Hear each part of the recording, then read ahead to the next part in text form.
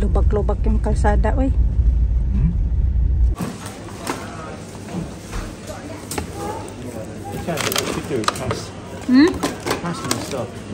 Text ako sa manager namin, hindi ako papasok kasi na bahala ba ako na ano ba na natakot ako para sa mga bata ba kasi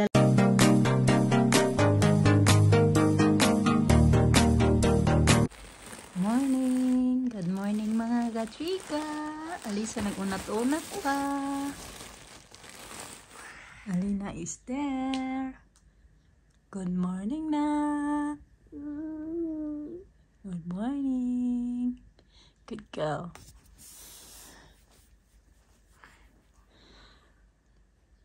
Iba yung kulay ng kamay ko, no? Yung braso ko medyo maputi-puti tapos yung kamay ko maitim. Kasi minsan nagsusuot ako ng cardigan. Tingnan yung mga kachika, diba? Gina-auray ko. Sleep. Look, beautiful. Sana all. Kumukulo na yung tiyan ko. Sana all beautiful pagkagising. I got to school tomorrow. You got to school tomorrow? No, you got to school today. No, I want to stay in the house. Stay in the house. Yeah. And Mama and Daddy going out. You'll be on your own here. I want to stay in the house. Gawa ko ng paklans nila mga kachika. Hey, it's what? Tada, it's what? You have this one, please. Pag-eat na mo. You have this one. This one, disgusting.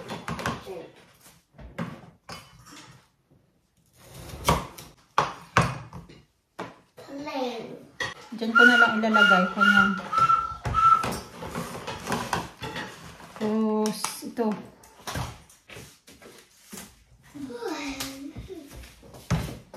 Isa eat. What? Kasi yung tigdalawa 1, 2, nito. 3, 4, and we're talking about 2, 3, 4. Doing that. You stop doing that. No.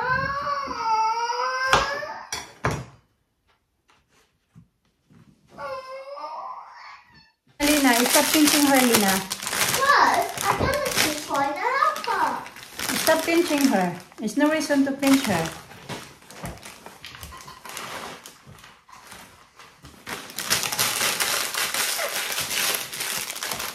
You don't like it. It's just standing there.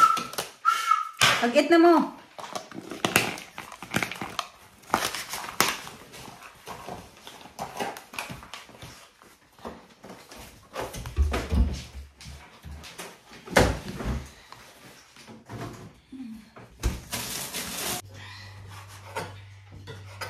Do you stop? Do what did I say? Pag-eat na, Alina. You're not even eating there yet as well. I think you're doing it. Don't stop taking it. Stop talking to us. Just eat your dinner. I mean, not dinner, breakfast.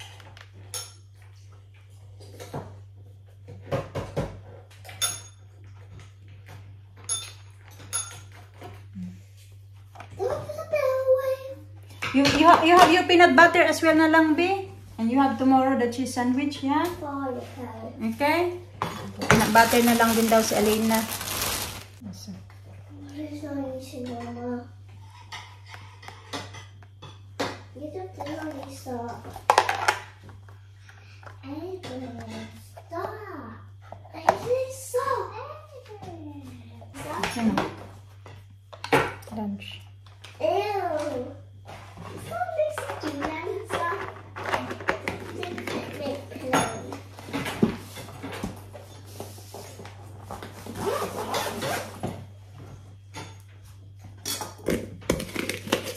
11 o'clock na mga kachika. Yung mga bata kanina pa nandoon sa school. Hindi na pala ako naka-update sa inyo. Nakalimutan ko na. So pupunta muna kami ni Mr. sa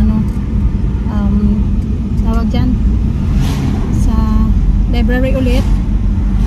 Then pupunta pupunta siya ng gym. Punta din siya. Oh, it's still 1:46, daddy. Punta din siya ng bank. Ako din pupunta ako ng Tiki Max. May ibabalik ako.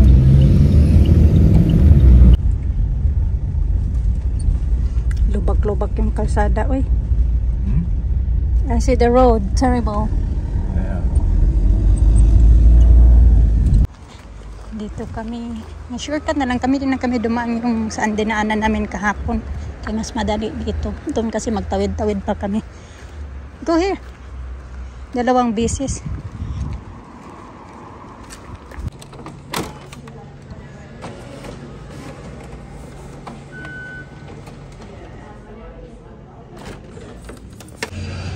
Busy din dito kaunti mga kachika ba. Lalakad na pala ako. Mr. duman kasi sa bank tapos pupunta yun siya ng gym. A few moments later. Ang init mga kachika. Dito ba pag yung init kasi pag sobrang init talaga. Yung syempre masakit sa balat kasi yung lalo na yung ano namin dito nasasanay sa ano tawag yan. Yung balat namin ba nasasanay sa malamig. Tapos pag iinit, mafe-feel mo talaga yung sobrang init. Dito na ako mga kachika, naiihi ako ba. Malapit lang naman pag drive papunta doon sa school ng mga bata. Mga less than 10 minutes lang naman. Ano na pala? 12:15. Akit muna ako doon sa gym kasi naiihi ako.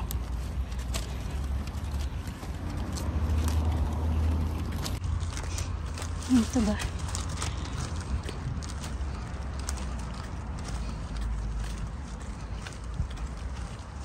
Adventure Fitness.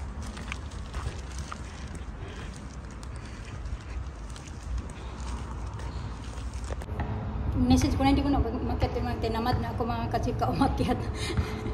Message ko na sabi niya 1 minute daw. So 1 minute nandito na yun. Kasi yung 1 minute nila dito ay pa yan eh 5 minutes. Ito lang naman kasi binalik nga ako doon mga kachika ba sa Tiki Max. Tapos yun binilang ko na lang din yung mga bata ng water bottle. Tig-isa sila. Yun lang naman yung binili ko doon.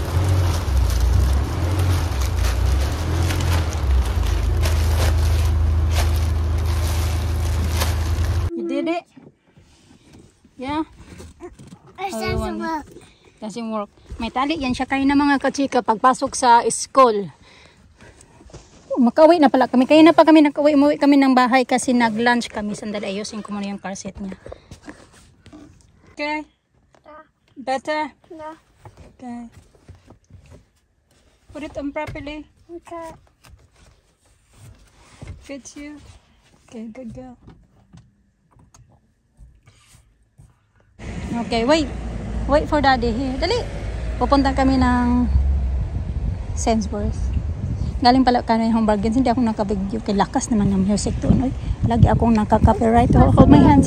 Yeah, we're going to cross the pedestrian. Kala ko naka-video pa. Kala ko hindi pala ako naka-on. Ano ba yan?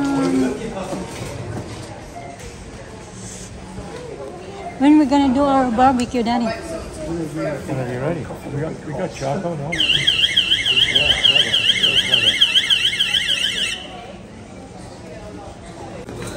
Daddy do the shopping and I hold you. Wow, look at the strawberries. Looks good, Daddy.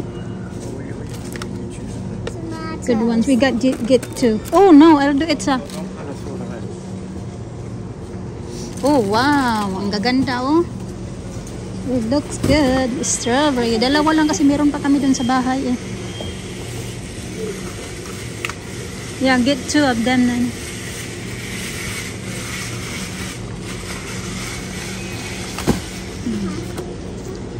Grapes. Get grapes. Get the mixed ones. Yeah. Oh, I'll do it. Apple na rin. Yeah. Okay. Go ahead. So mga kachika, mag-date tayo ng 2 ganito. No, we still get them.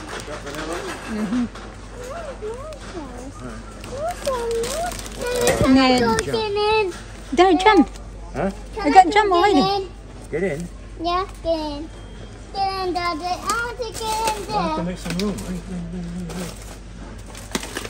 You don't stand on it, anything, though. Don't put your feet on anything. Don't stand on anything. Dad, I want to dance. Okay. Okay. Okay, there.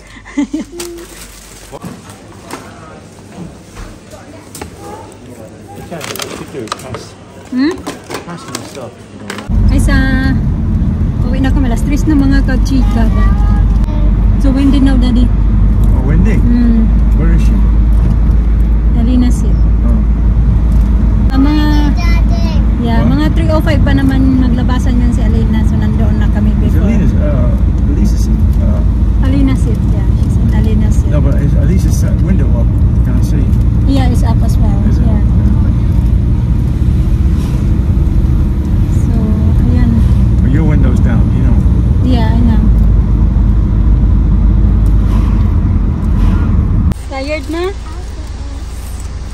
Na? Ito, grandma? You want to go there? Don't go there lagi, Alisa. You tired na? Afternoon. I think afternoon? Yeah, I'm tired. You're tired. I think you slept late last night. I heard you. You didn't sleep right away. Papunta kami sa swimming lessons pala nila mga kachika. I wasn't last night You wasn't comfortable? No. Why? because the hair Your hair? itchy. Your hair itchy? Yeah, Oh. the pillow. Oh, because you're sweating. That's why, no? Yeah, You were sweating? yeah. Alisa. Tagal man ni Mister. Malate na kami ngayon. You tired? What you do today in school? Tired thing. Tired things? Alisa sabi, lock the door daw. Inopen ko kasi yung door, kaya yun yung ibig sabihin. Sabi ko, hindi ko muna i-close kasi The door. it's very hot when you close all the... Okay, let's put the window down. I can't do it. You need to, Daddy, starts the car first and then That's never come up. ito pala yung ano natin. It's never come up lipsticks. Now, You always look like that. Keep the air on, shall we? AC My on. window down. No, we're gonna put the AC, baby. AC on. Sweating. Are He's you? sweating. Yeah. Well, it won't be soon. Oh, blowing at the back. Feel it. Oh yeah, it's blowing. Yeah, Is it? blowing. Is your thing off? That's not on. You know, it's not. It's blowing. Oh yeah, wow. Oh, feels very good. Feel nice now. Lisa, I don't know what I like it. tapos na swimming lesson ni Alina mga kachika. They're coming. Yeah, we're not going. We're fine here. We're not in the middle. The police bell's there. Mm. And you got police ticket. I mean, no police ticket. Sticker. Yeah, sticker. Wipe your face because you got the Madeline. Madeline. Madeline, That's it yeah. called. Madeline. Look, that's the Grace. There. Grace, yeah. Moral suit. I think that's a Yung si Mr. at saka si Elisa nagpunta sila doon. It's Grace say. Mm. Grace's name. Okay, limit to Tita Grandma first. Umiiyak kasi yun si Alisa kanina mga kachika pagdating namin doon. Kasi kanina mga 4 o'clock na naka-receive kami. Oh, hindi, mga 4 o'clock na, ganun. Magpa 4 o'clock na bago kami umalis ng bahay. Na-receive kami na email Can I na. show you a shortcut, please? May na-receive kami na email galing dito sa kanila, sa ano nila, sa pag-swimming ba ni Alisa, na i-change na nila yung instructor ng swimming, ano ba, teacher nila, ni Alisa, ililipat niya na siya doon sa lalaki. So yung lalaki kasi ayaw ni Alisa, umiiyak siya doon, ayaw niya doon na magsalida, ano ba, doon ba yung balit, yun yung teacher niya, kasi nilipat na nila dahil si Alisa na lang yung doon sa time na 4:30, si Alisa na lang yung ay sila, may itong tita grandma first. Doon nga sa time ni Alisa na 4:30 mga kachika, siya na lang yung isa doon na estudyante. Kaya siguro nilipat siya doon sa ibang group na, look at the squirrel. Ibang group din ng mga bata na iba naman yung teacher. Pero pa din, stage 1 pa din naman. Kaso ayaw ni Alisa doon sa lalaki na yun. Mas gusto niya yung babae na yung teacher din ni Alina before. Ganon. Kaya umiiyak siya kanina. So sabi ko kami, sir, sige dalhin mo na lang siya sa beach para malibang siya, kasi nag-expect pa din siya na may swimming lessons pa siya. Pero yun nga, sa kanya kasi 4:30. Goy. Wet, Alisa is wet. Parang ang tagal hindi nagkita. Yakapan agad. Nakapag-swimming na siya. Swimming as well. Huh? Beautiful tree. Oh, she had swimming as well, daddy. What's that tree called? It's a willow The tree. beach. Willow. Yeah. Willow tree. Willow. Yeah, willow. Willow tree. I love willow. Oh, my daddy, come on, love, help in this tree.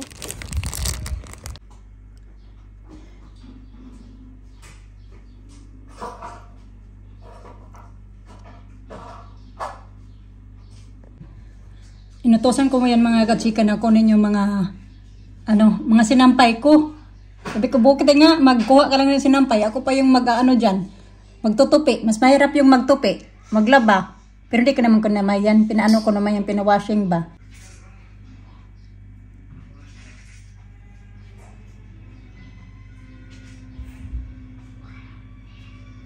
Alina, panaliguan ko kay kanina, naligo na to siya doon kay na ba pagkatapos ng swimming nila, pero walang sabon kasi nakalimutan ko magdala ng sabon. Ni-ready ko na yung kay na, nakalimutan ko kung saan ko nalagay ba, makalimutin na talaga ako.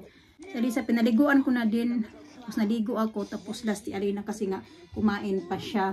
Nagtatanong talaga kayo kung bakit nagpunta kami sa court, anong dahilan. Baho ako mga kachika for 3.5 months as a carer noong 2022.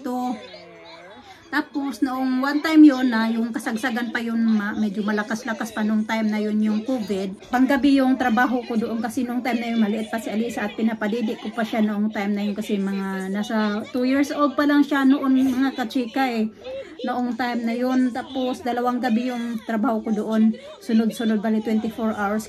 8 ng gabi, matatapos din ako ng 8 ng umaga.